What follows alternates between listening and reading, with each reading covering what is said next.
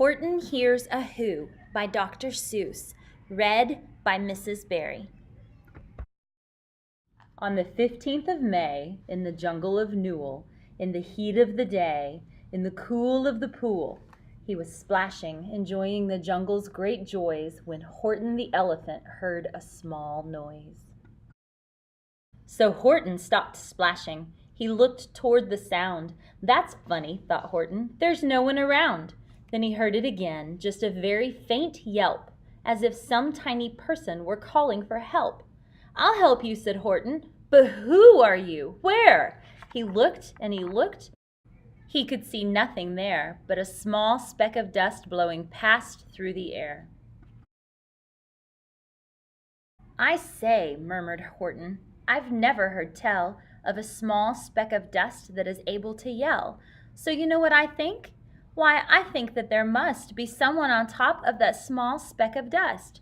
Some sort of creature of very small size, too small to be seen by an elephant's eyes. Some poor little person who's shaking with fear that he'll blow in the pool. He has no way to steer.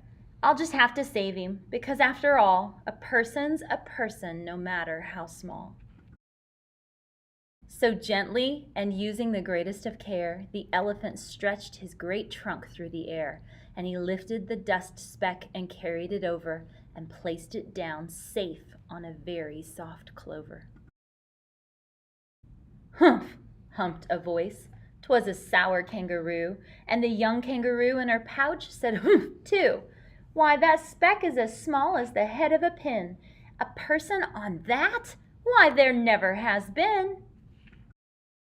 "Believe me," said Horton, "I tell you sincerely, my ears are quite keen and I heard him quite clearly. I know there's a person down there, and what's more, quite likely there's two, even three, even four, quite likely. A family for all that we know, a family with children just starting to grow. So please," Horton said, "as a favor to me, try not to disturb them. Just please let them be."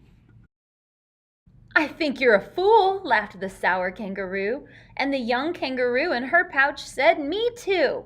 You're the biggest blame fool in the jungle of Newell," and the kangaroos plunged in the cool of the pool. "What terrible splashing!" the elephant frowned. "I can't let my very small persons get drowned. I've got to protect them. I'm bigger than they." So he plucked up the clover and he hustled away. Through the high jungle treetops the news quickly spread. "He talks to a dust speck. He's out of his head. Just look at him walk with that speck on that flower." And Horton walked, worrying, almost an hour. "Should I put this speck down?" Horton thought with great alarm. "If I do, these small persons may come to great harm. I can't put it down, and I won't. After all, a person's a person, no matter how small." Then Horton stopped walking. The speck voice was talking. The voice was so faint he could just barely hear it. "Speak up, please," said Horton. He put his ear near it. "My friend," came the voice, "you're a very fine friend. You've helped all us folks on this dust specked no end. You've saved all our houses, our ceilings and floors. You've saved all our churches and grocery stores." "You mean," Horton gasped, "you have buildings there too?" "Oh yes," piped the voice, "we most certainly do." "I know," called the voice, "I'm too small to be seen, but I'm mayor of a town that is friendly and clean. Our buildings to you would seem terribly small, but to us who aren't big, they're wonderfully tall. My town is called Whoville, for I am a Who, and we Whos are all thankful and grateful to you." And Horton called back to the mayor of the town, "You're safe now. Don't worry. I won't let you down." But just as he spoke to the mayor of the speck, 3 big jungle monkeys climbed up Horton's neck. The Wickersham brothers came shouting, "What rot! This elephant's talking to Whos who are not. There aren't any Whos, and they don't have a mayor, and we're going to stop all this nonsense, so there!"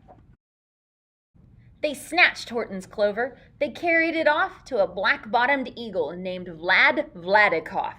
a mighty strong eagle of very swift wing, and they said, "Will you kindly get rid of this thing?" And before the poor elephant could even speak, the eagle flew off with the flower in his beak. All that late afternoon and far into the night, that black-bottomed bird flapped his wings in fast flight, while Horton chased after with groans over stones that tattered his toenails and battered his bones, and begged, "Please don't harm all my little folks, who have as much right to live as us bigger folks do." But far, far beyond him, that eagle kept flapping, and over his shoulder called back, "Quit your yapping! I'll fly the night through. I'm a bird, I don't mind it, and I'll hide this tomorrow where you'll never find it." And at 6:56 the next morning he did it. It sure was a terrible place that he hid it. He let that small clover drop somewhere inside of a great patch of clovers 100 miles wide. "Find that," sneered the bird, "but I think you will fail."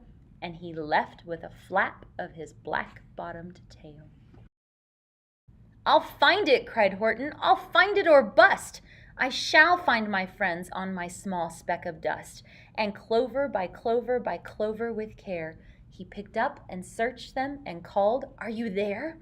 But clover by clover by clover he found that the one that he sought for was just not around. And by noon poor old Horton, more dead than alive, had picked, searched, and piled up 9,005. Then on through the afternoon, hour after hour, till he found them at last on the 3,000,000th flower. "My friends," cried the elephant, "tell me, do tell, are you safe? Are you sound? Are you whole? Are you well?" From down on the speck came the voice of the mayor. "We've really had trouble, much more than our share. With black-bottomed birdie let go and we dropped. We landed so hard that our clocks have all stopped. Our teapots are broken, our rocking chairs smashed, and our bicycle tires all blew up when we crashed. So Horton, please," pleaded that voice of the mayor's, "will you stick by us who's while we're making repairs?" "Of course," Horton answered, "of course I will stick. I'll stick by you small folks, through thin and through thick." "Humph!" humphed a voice. "For almost 2 days you've run wild and insisted on chatting with persons who've never existed. Such carryings on in our peaceable jungle. We've had quite enough of your bellowing bungle, and I'm here to state," snapped the big kangaroo, "that your silly nonsensical game is all through." And the young kangaroo in her patch said, "Me too." With the help of the Wickersham brothers and dozens of Wickersham uncles and Wickersham cousins and Wickersham in-laws whose help I've engaged, you're going to be roped and you're going to be caged. And as for your dust speck, that we shall boil in a hot steaming kettle of bezelnut oil." "Boil it?" gasped Horton. "Oh, that you can't do. It's all full of persons. They'll prove it to you." "Mr. Mayor," Horton called. "Mr. Mayor, you've got to prove now that you really are there. So call a big meeting, get everyone out. Make every who holler, make every who shout. Make every who scream. If you don't, every who is going to end up in a bezelnut stew." And down on the dust speck, the scared little mayor quick called a big meeting in Whoville town square. And his people cried loudly, they cried out in fear, "We are here, we are here, we are here, we are here!" The elephant smiled. "That was clear as a bell. You kangaroos surely heard that very well." "All I heard," snapped the big kangaroo, "was the breeze and the faint sound of wind through the far distant trees. I heard no small voices, and you didn't either." And the young kangaroo in her pouch said, "Me neither." "Grab him," they shouted, "and cage the big dope. Lasso his stomach with 10 miles of rope. Tie the knots tight so he'll never shake loose, then dunk that dumb speck in bezelnut juice." Horton fought back with great vigor and vim, but the Wickersham gang was too many for him. They beat him, they mauled him, they started to haul him into his cage. But he managed to call to the mayor, "Don't give up, I believe in you all. A person's a person, no matter how small. And you very small persons will not have to die if you make yourself heard. So come on, now, and try." The mayor grabbed a tom-tom. He started to smack it, and all over Whoville they whooped up a racket. They rattled tin kettles, they beat on brass pans, on garbage pail tops and old cranberry cans. They blew on bazookas and blasted great toots, on clarinets, oompas and boompas and flutes. Great gusts of loud racket rang high through the air. They rattled and shook the whole sky, and the mayor called up through the howling mad hullabaloo, "Hey, Horton, how's this? Is our sound coming through?" And Horton called back, "I can hear you just fine, but the kangaroo's ears aren't as strong quite as mine. They don't hear a thing. Are you sure all your boys are doing their best? Are they all making noise? Are you sure every who down in Whoville is working? Quick, look through your town. Is there anyone shirking?" Through the town rushed the mayor from the east to the west, but everyone seemed to be doing his best. Everyone seemed to be yipping or yapping. Everyone seemed to be beeping or bipping. But it wasn't enough, all this ruckus and roar. He had to find someone to help him make more. He raced through each building. He searched floor to floor. And just as he felt he was getting nowhere and almost about to give up in despair, he suddenly burst through a door, and that mayor discovered one shirker, quite hidden away in the Fairfax apartments, apartment 12J. A very small shirker named Jojo was standing, just standing and bouncing a yo-yo, not making a sound, not making a yip, not a chirp, and the mayor rushed inside and he grabbed the young twerp.